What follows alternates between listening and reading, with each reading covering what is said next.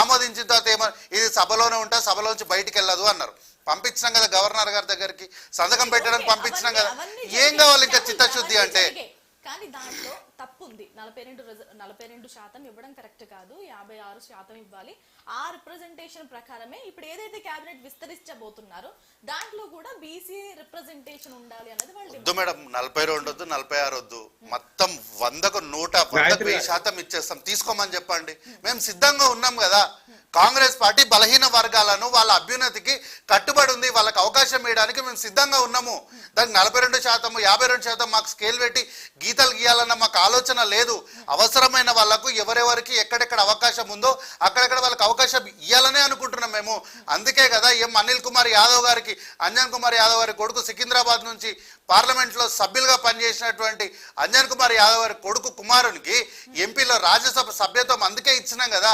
అవకాశం ఉన్న ప్రతి చోట బీసీలకు ఎస్సీలకు అవకాశం కల్పిస్తూనే ఉన్నాం కదా. యూనివర్సిటీలకు వీసీలుగా ఎస్సీ బిడ్డల్ని వారికి అవకాశం కల్పిస్తూనే ఉన్నాం కదా. వారికి అవకాశం ఇవ్వడానికి మాకు ప్రత్యేకంగా రిజర్వేషన్ ఉండాలన్న రూల్ ఏం అవసరం లేదు మేడం. వారు అక్కడ సామర్థ్యం ఉంది, వారికి అక్కడ అవకాశం ఉంది అంటే ఎవరికైనా ఇస్తాం మేడం. ఈ రోజు కాంగ్రెస్ పార్టీని అనడం ప్రతి ఒక్కరికి చాలా పెద్ద ఫ్యాషన్ అయిపోయింది మేడం.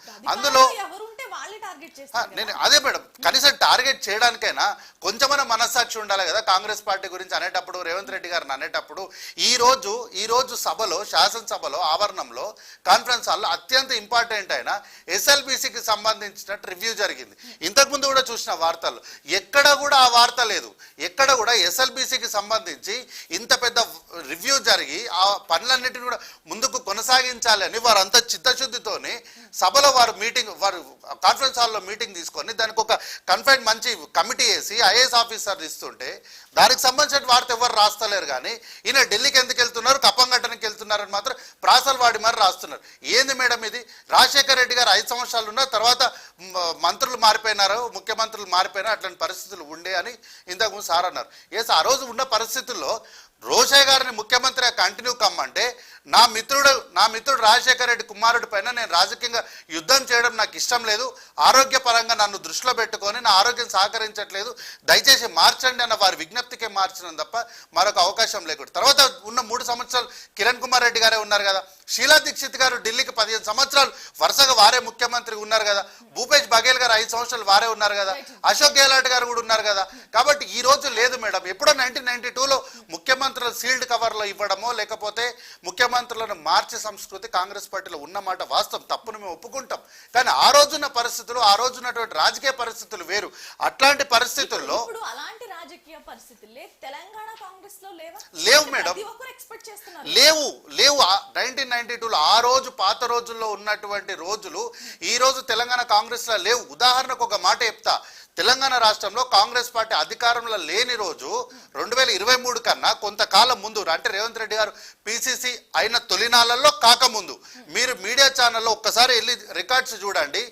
ఎవరి స్థాయి ఏందో, వాళ్ళు మాట్లాడొచ్చా మాట్లాడొద్దా, ఈ మాట ఈ వేదిక పైన మాట్లాడాలన్నా లేదా అనే ఆలోచన కూడా లేకుండా ఇష్టానికి వాళ్ళకి వచ్చిన నోటికి వచ్చిన మాట మాట్లాడేటోళ్ళు.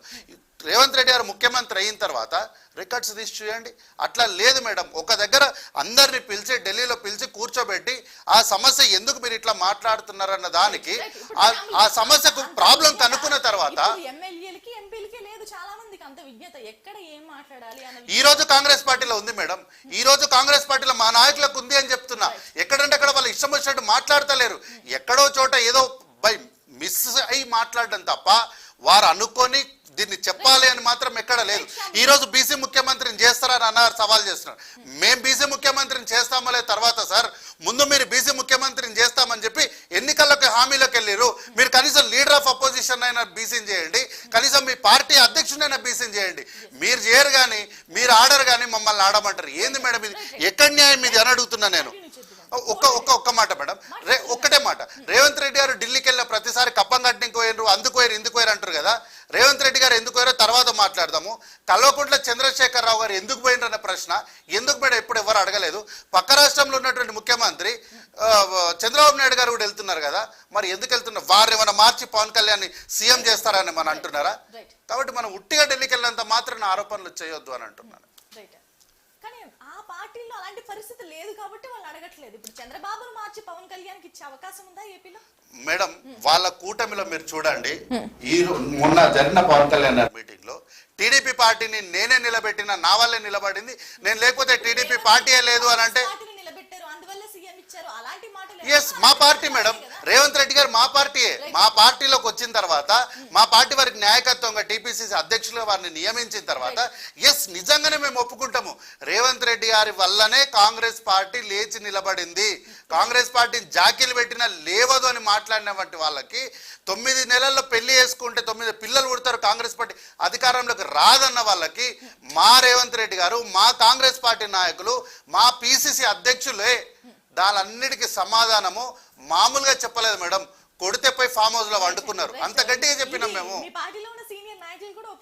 100% వారు ఒప్పుకున్నారు, వారి ఆశీర్వాదంతోనే కదా మేడం ముఖ్యమంత్రి రేవంత్ రెడ్డి గారు ప్రమాణ స్వీకారం చేసింది. సిఎల్పి మీటింగ్ లో అదే జరిగింది కదా. ఇప్పుడు కనుక నిజంగా కేబినెట్ విస్తరణ ఉంటే ప్రతి జిల్లాకి రిప్రజెంటేషన్ లభిస్తుందంటారా? ఉన్నటువంటి పరిమితుల్లో ప్రతి జిల్లాకి లభ్యమవుతుంది అని చెప్పుకోవడానికి అవకాశాలు అంటే కొంతమంది ఇద్దరు ముగ్గురిని మారుస్తారంటున్నారు, వెంకటరెడ్డిని అండ్ జూపల్లిని. ఇప్పుడు ఇద్దరిని మారిస్తే ఎక్కడ పోతుందండి? అక్కడ ఆ జిల్లాకు ఉన్నది ఒక్కొక్కళ్ళే ప్రాతినిధ్యాలు. ఇప్పుడు నల్గొండ జిల్లా నుంచి 2 ఉన్నారు, ఖమ్మం జిల్లా నుంచి 3 ఉన్నారు, వరంగల్ జిల్లా నుంచి 2 ఉన్నారు. వాళ్ళని మారిస్తే కదా అన్ని జిల్లాలకు నీకు ప్రాతినిధ్యం వస్తుంది. వచ్చే అవకాశాలు ఎక్కడ ఉంటాయి? ఉండదు. ఇప్పుడున్నటువంటి ప్రాబబుల్స్ లో కూడా మళ్ళీ నల్గొండ, ఖమ్మం ఈ పేర్లు కొన్ని వినపడుతూ ఉన్నాయి. సో అన్ని జిల్లాలకి ప్రాతినిధ్యం వస్తుంది అనేటువంటిది జరిగే పని కాదు, అవకాశాలు ఎట్టి పరిస్థితుల్లో లేవు. ఇక రెండోది, మన శామ్యూల్ గారు చెప్పిన దాంట్లో సామర్థ్యం అనే ఒక మాట తీసుకుంటాను, మిగిలిన అన్ని కూడా పక్కన పెట్టేస్తే ఇందాక మన పివి రెడ్డి గారు చెప్పారు, ఆయన చెప్పారు, వీళ్ళందరూ చెప్పే వాటిలో బీసీల గురించి, కులగణన గురించి ఇవన్నీ చెప్పుకుంటూ వస్తున్నారు. ఈ సామర్థ్యం అనే ఒక విషయాన్ని మర్చిపోయే మిగతా వాళ్ళందరూ మాట్లాడుతున్నారండి.